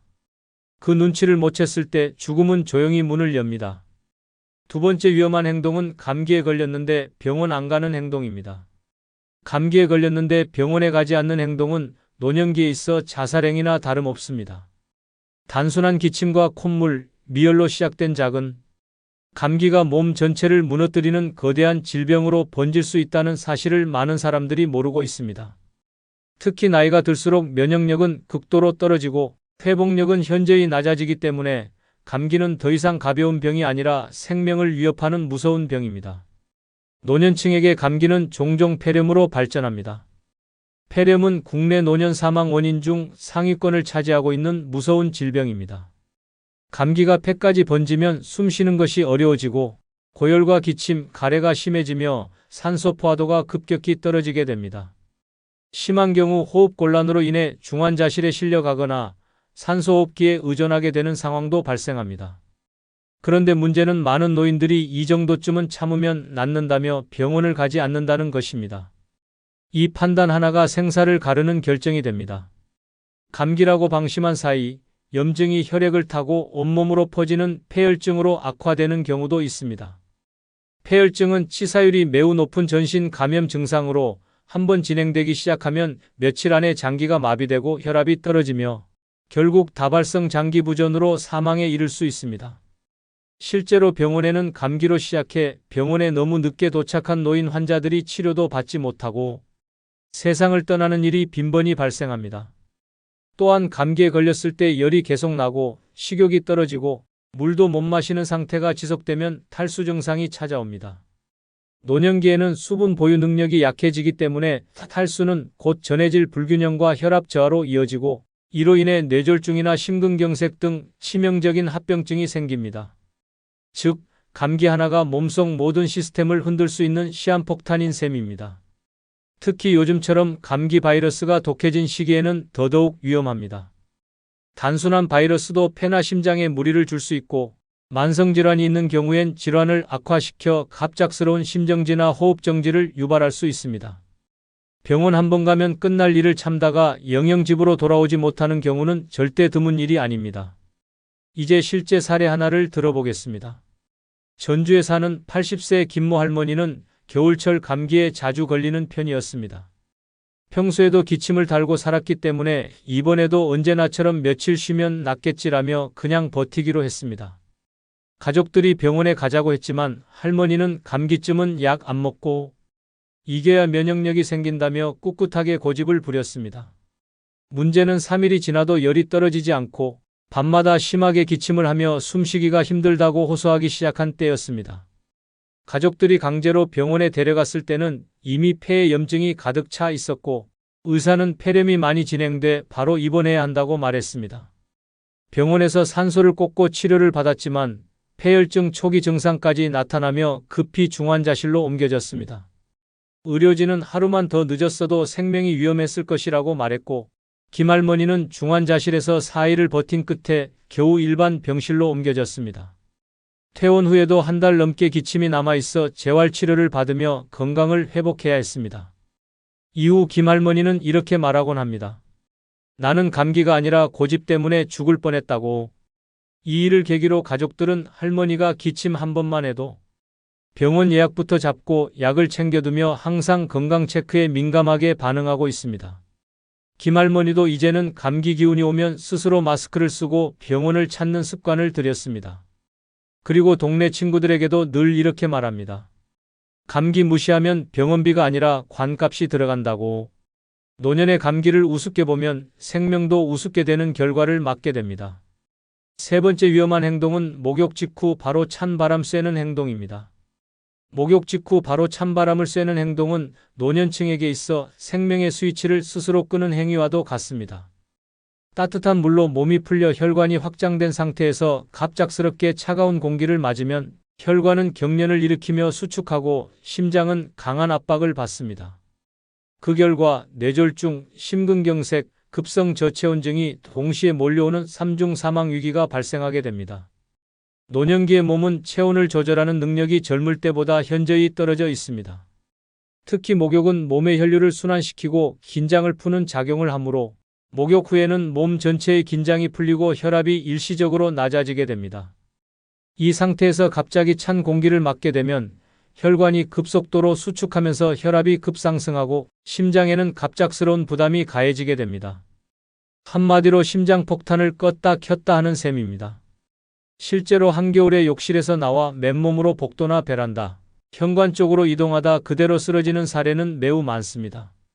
노년층은 땀이 식기 전에 외부의 찬 공기를 맞으면 순환계에 치명적인 충격을 받게 되며 심한 경우 바로 심정지나 뇌출혈로 이어지게 됩니다. 의식이 있는 상태에서 그 고통을 느끼며 쓰러진다는 점에서 이 사고는 더욱 비극적입니다. 특히 욕실과 외부 공간의 온도차가 클수록 위험은 배가 됩니다. 따뜻한 물에서 나온 후 10도 이하의 찬 공기를 마주한 순간 폐는 급속도로 수축하며 호흡 곤란이 발생하고 그 상태에서 뇌로 가는 산소 공급이 줄어들면서 실신할 수 있습니다. 이때 머리를 부딪히거나 혼자일 경우 구조가 지연되면 그대로 생명의 위협을 받게 됩니다. 이런 사고는 대개 잠깐만 창문 열었을 뿐, 베란다에서 수건 말리다 나왔을 뿐, 현관에 전화기 가지러 갔을 뿐 같은 일상적인 습관에서 시작됩니다. 아무 생각 없이 했던 행동 하나가 가족을 통곡하게 만들고 평생을 후회하게 하는 결과를 초래하게 되는 것입니다. 방금 전까지만 해도 멀쩡하던 사람이 단 몇 분 만에 의식을 잃고 쓰러지는 장면은 상상조차 끔찍합니다. 예방을 위해서는 반드시 목욕 후 수건으로 몸을 완전히 닦고 욕실에서 나온 직후엔 따뜻한 옷을 입은 뒤에 이동해야 합니다. 실내 공기는 적정 온도를 유지하고 절대 맨몸 상태로 바람이 통하는 공간을 드나들지 않아야 합니다. 겨울철엔 욕실과 복도 사이에 난방기구를 두어 온도차를 줄이는 것이 생명을 지키는 습관이 됩니다. 목욕은 몸을 정결히 하는 시간이지만 동시에 죽음의 문턱이 될 수도 있다는 사실을 절대 잊어서는 안 됩니다. 이제 실제 사례 하나를 소개합니다. 경북 구미에 사는 77세 조모 할아버지는 목욕을 하고 나면 습관처럼 베란다 문을 열고 시원한 공기를 쐬는 버릇이 있었습니다. 뜨거운 물에 있으면 머리가 띵하니까 바람 쐬고 나면 개운하다며 매번 수건 하나만 두르고 맨발로 베란다로 나가 담배 한 대 피우는 것이 그의 루틴이었습니다. 그날도 여느 때처럼 목욕을 마치고 베란다 문을 활짝 열었고 바람이 세게 불어오는 겨울날이었습니다. 그런데 문을 연 지 1분도 안 돼 가족들은 쿵 소리를 들었습니다. 달려가 보니 조 할아버지가 베란다 유리문 옆에 쓰러져 있었습니다. 맥박은 희미했고 얼굴은 창백하게 질려 있었습니다. 급히 119에 신고해 병원에 이송한 결과 저체온성 심정지와 심근경색이 동시에 온 상태였습니다. 의료진은 목욕 후 찬 공기를 맞으며 심장이 충격을 받았고 그 상태에서 흡연까지 하며 혈관이 급격히 수축한 것이 원인이라며 고개를 절레절레 흔들었습니다. 다행히 빠른 응급처치로 생명은 건졌지만 이후 조 할아버지는 병원에서 재활치료를 받아야 했고 한동안 말도 제대로 하지 못하는 상태로 회복에 힘써야 했습니다. 지금은 담배를 완전히 끊고 목욕 후에는 반드시 긴 옷을 입고 집 안에서만 움직이는 생활을 하고 있습니다. 조 할아버지는 동네 이웃들에게 늘 이렇게 말한다고 합니다. 시원하다고 문 열었다가 내가 시신될 뻔했어. 바람이 아니라 죽음이 들어오더라. 농담처럼 이야기하지만 그 말엔 진심이 담겨 있습니다. 네 번째 위험한 행동은 운동 중 갑자기 멈추는 행동입니다. 운동 중 갑자기 멈추는 행동은 노년층에게 심장을 먹게 만드는 최악의 습관입니다.